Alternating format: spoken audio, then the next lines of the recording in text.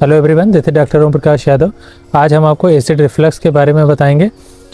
जब हम लोग खाना खाते हैं तो वह ईसोफेगस यानी खाने की नली से होता हुआ स्टमक यानी खाने की थैली में जाता है और उसमें जो रिवर्स ना हो खाना, इसलिए लोअर ईसोफेजियल इंस्फिंक्टर होता है। यदि वो किसी कारण से वीक हो जाता है तो एसिड रिफ्लक्स होने लगता है, एसिड जो है ऊपर आने लगता है। तो इसके कुछ रीज़न होते हैं, जैसे मोस्ट इम्पॉर्टेंट रीज़न जो है ओबेसिटी है। जब आप मोटापा ज़्यादा हो जाता है तो उसकी वजह से लोअर ईसोफेजियल इंस्फिंक्टर वो आपका वीक हो जाता है।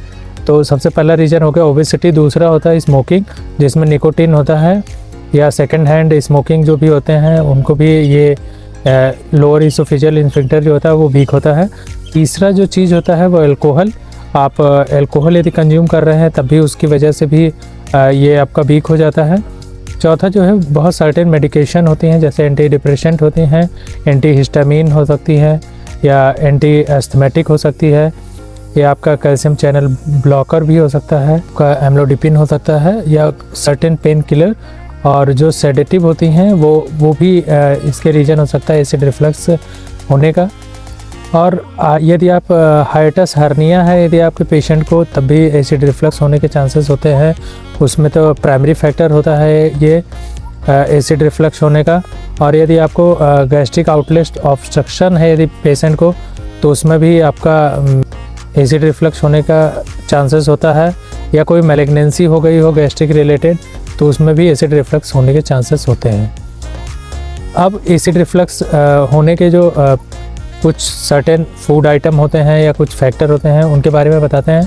पहला जो है कॉफ़ी और कैफिनेटेड ड्रिंक होती हैं। जैसे आप कॉफ़ी या कैफिनेटेड ड्रिंक लेते हैं तो उसकी वजह से क्या होता है, लोअर ईसोफेजियल इंस्फिंक्टर जो हो जाता है वो वीक हो जाता है और उसकी वजह से आपका एसिड जो है वो ऊपर आने लगता है और एसिड रिफ्लक्स का सबसे पहला रीज़न होता है ये।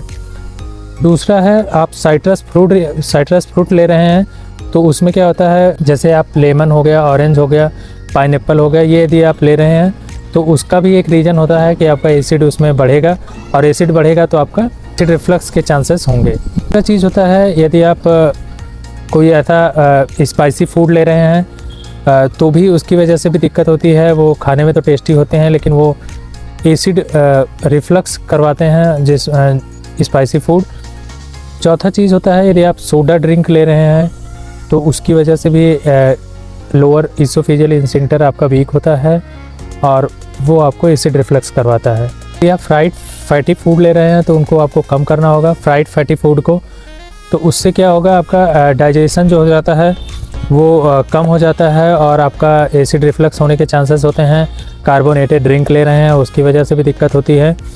तो ये सब आपके एसिड रिफ्लक्स करवाते हैं, लेकिन हम आपको बोनस टिप्स दे रहे हैं कि आपको एसिड रिफ्लक्स नहीं होगा या एसिड रिफ्लक्स कम हो जाएगा। उसमें सबसे पहला चीज़ है कि आपको मील को स्मॉलर करना है, छोटे छोटे किस्तों में खाना खाना है और हल्का खाना खाना है। तो ये इससे एसिड रिफ्लक्स आपका कम हो जाएगा।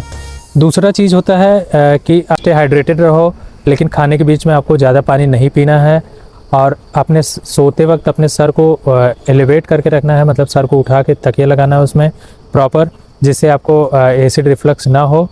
खाने के तुरंत बाद आपको लेटना नहीं है, जिसकी वजह से आपको ये सब दिक्कतें होंगी। पेट आपका भरा भरा लगेगा तो वो पेट जो है लोअर ईसोफेजियल इंस्फिंक्टर से आपको पुश करेगा खाने को और वो एसिड ऊपर आएगा। तो इसलिए आपको ये सब चीज़ें बोनस टिप्स जो हैं वो आपको ध्यान रखना है, इससे एसिड रिफ्लक्स आपको नहीं होगा।